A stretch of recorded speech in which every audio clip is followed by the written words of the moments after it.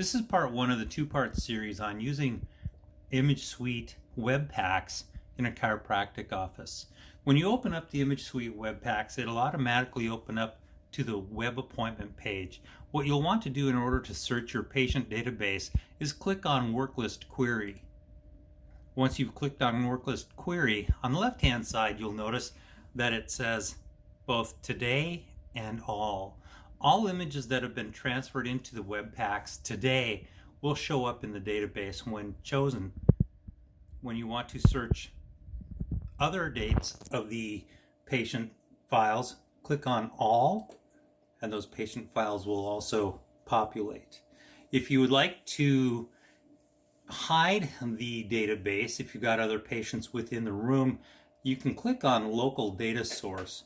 At this point, you can put in the patient ID number and hit the query button, and that will search for your patient and populate them within the list.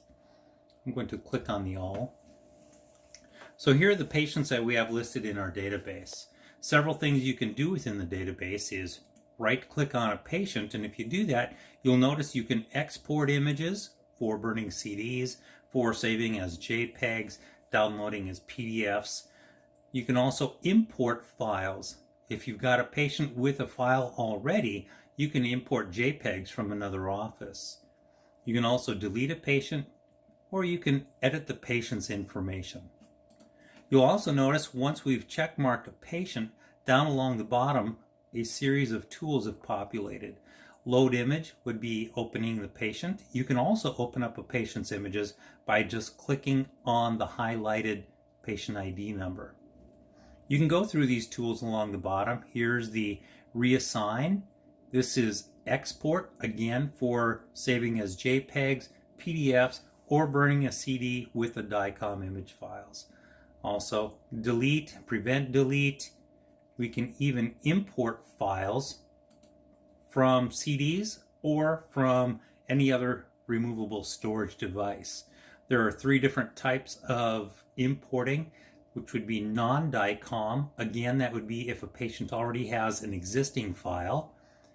DICOM can be a patient that does not currently have an existing file, or DICOM with no .dcm file extension. All CDs are burned differently from the different software manufacturers. You may have to search the DICOM file on the CD to see what type of file extension, if any, that it currently has. When you find the files on the drive, all you do is highlight them. They will populate within this window, and then click the import button and it will import the images. If it is a DICOM, the DICOM file contains all the patient's information and the images, so it will populate the patient within your work list query. Now we're going to get into the different tools available for chiropractic use. Again, all we have to do to open a patient is click the highlighted patient ID number. This will populate the viewing screen. The images on the left will be the thumbnails. Those will be the images that are within this folder. And then the main image area will have the large images for you to use your scroll wheel to scroll through the images.